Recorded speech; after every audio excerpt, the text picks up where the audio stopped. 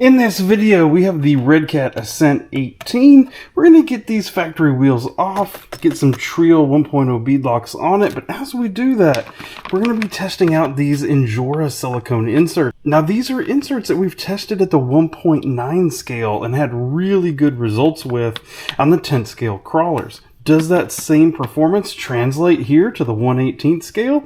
That's what we're going to find out today. Plus, these are the super soft compound, the green or the soft. Which one are the right for your vehicle? That's what we're going to be testing here today. And while we're at it, we're also going to be throwing on these Injora tires. These are the Swamp Claw. I've heard a lot of good things about these from folks. If you're new to the channel, welcome. My name is Troy. This is Roadside RC. You'll tend to find me bashing or crawling or racing or drifting, plus doing product review videos and how-tos. We're going to start this video by getting those factory tires off of those wheels. And we're going to go about it with this Bob Smith Industries Uncure. There's lots of different ways that you can get tires off of wheels, but with the 10 scale version of this vehicle, I found that boiling them, using the heat gun, putting them in the oven, all of acetone, all the typical methods didn't actually work and just made a huge mess. This was proven to work on the 10th scale, and I've never used it before, so we're going to try it here today. When I tried to take these factory tires off these wheels, I ended up ripping one of them. So it's really too bad because I do like these factory tires. And I do recommend that folks, if you can get the tire off the wheel, probably you want to run these factory tires. They're quite good. But we're going to try these Swamp Claws. They're a little bit bigger, a little bit beefier, a little bit gnarlier. It'll be fun with a different look. So we're going to be putting Injora inserts in these, on these Treal wheels, and giving them a shot on the Redcat Ascent 18. So in this we have the little inner hubs, we have the wheels themselves. So look, that looks like they're giving you different ones, so you can play with different offsets maybe? That's kind of cool. The wheels themselves look quite nice. We have all of the little screws, and of course more wheels. Working on something like this, one of these little magnetic trays is worth its weight in gold, especially with these itty bitty little screws on this thing. So if you don't have one, I'll have a link down in the video description, or it'll pop up here to where you can get something like that. The first things we need to do is figure out which one of these back hubs that we want to use. I took one of them out of the wheels that was already assembled so that we can tell the difference. It looks like one of them is about 3 millimeters deeper than the other one, so that means it should push that wheel out just ever so slightly and widen the width of the total vehicle because of that. I'm probably going to run these wider ones. That does help with side hill. The wider you do make the truck, it will change a little bit the steering geometry because of it, but it'll probably be fine. And as a note for this kind of project, you're going to want some thread locker for all these metal screws going into metal. Thread locker is your friend so that you don't lose these little screws out on the trails. I can leave a link down to this in the video description. I have all the new hubs bolted in here. I just skipped that on the video. You didn't need to see all that, but thread locker and a lot of time of me putting these little screws in.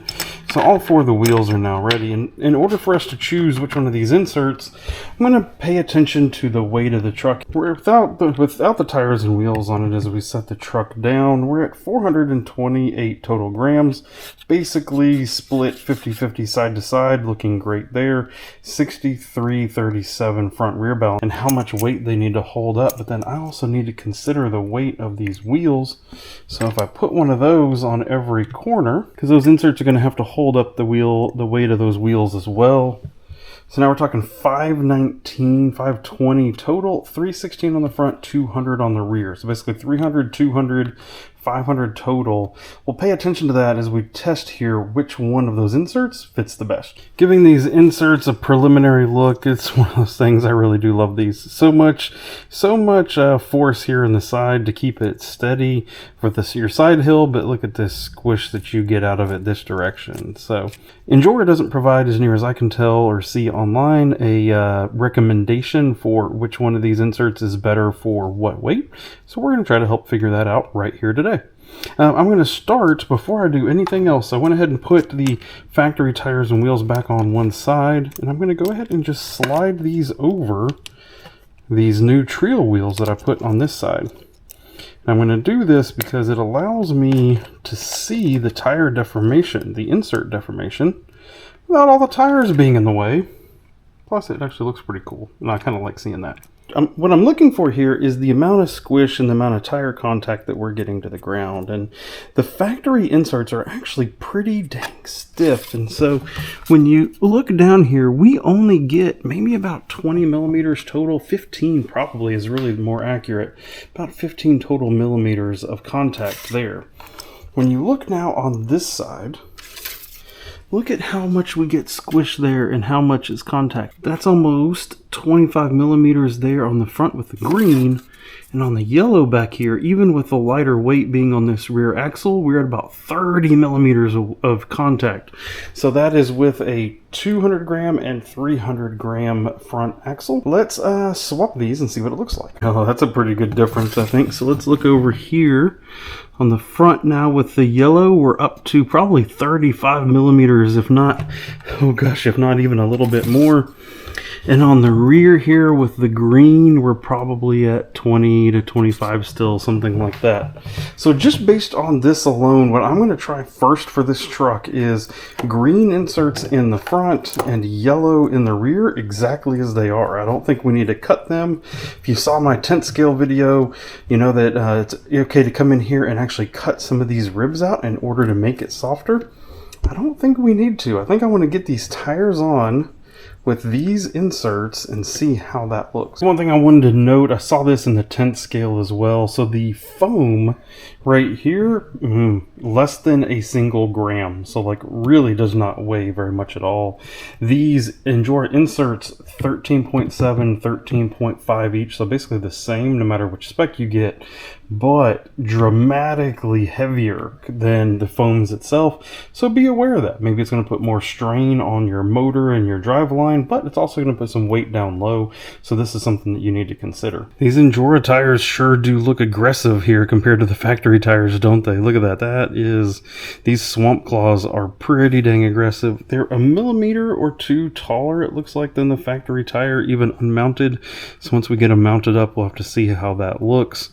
Width is just barely wider, if not basically the same contact patch. The inserts seem to fit inside the tires just nicely. Provides a nice firm sidewall there, but yet still some good squish here.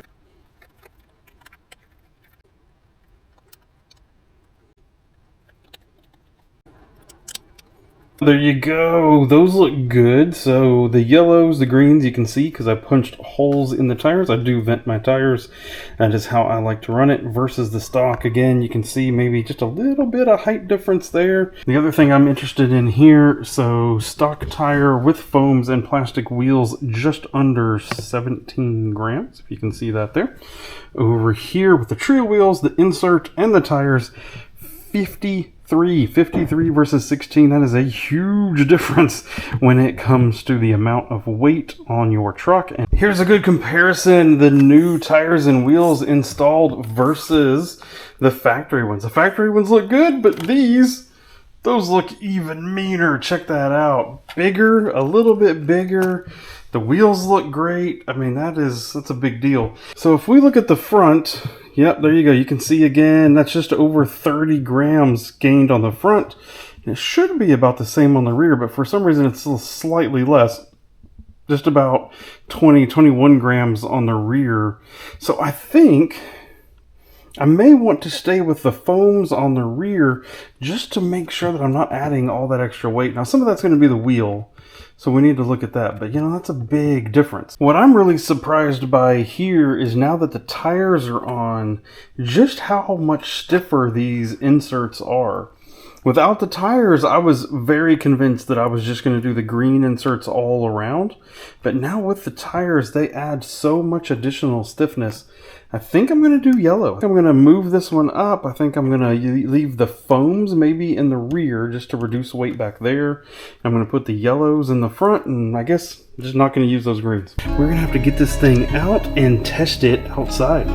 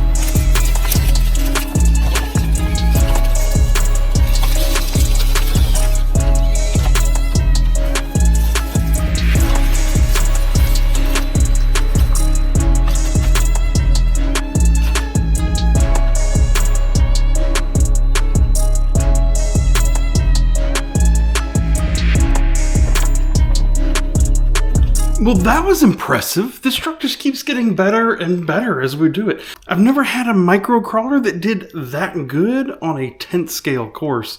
I think it must just be some of these modifications that we've done to it. I mean, it was really capable out of the box. Let's be very clear about that. Probably one of the most capable micro crawlers out there.